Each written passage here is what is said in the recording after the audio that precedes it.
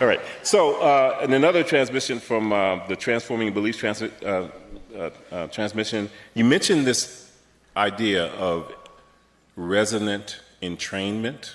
Yes. Among a group, and the idea of creating a kind of bubble. Yes. And are you talking about around the ships? No. I meant not. It was presented in a way that it was something that we could do ourselves, even in our current state. We could use resonance, yes, to better entrain our hearts together to achieve an aim. This is why in ancient Atlantis it was a technique that was used with drums. The idea of, in classes, to teach children things, they would start by beating a drum along with the idea of the heartbeat.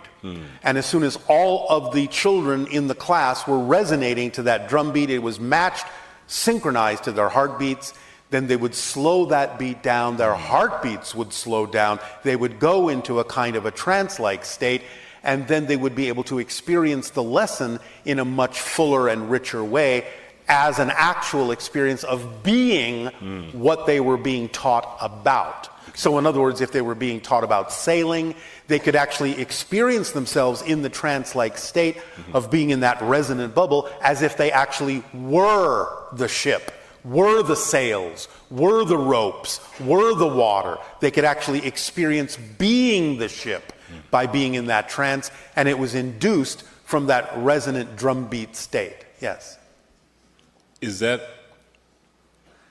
Are there ways we can work together to do something similar? Specifically, my recollection, at least, of that transmission was that it could be, that resonance that you just referred to could be used in the way you just described. But I also got the impression that it could also be used in a way to project love, harmony, whatever the intention is that shared group has. Because then you're saying you're in resonant harmony with existence. Because unconditional love is the signature frequency of existence itself. That's what you translate the frequency of existence as. You call it unconditional love. Right. So if you're in harmonic resonance with it, then that's what you're projecting, yes. Okay.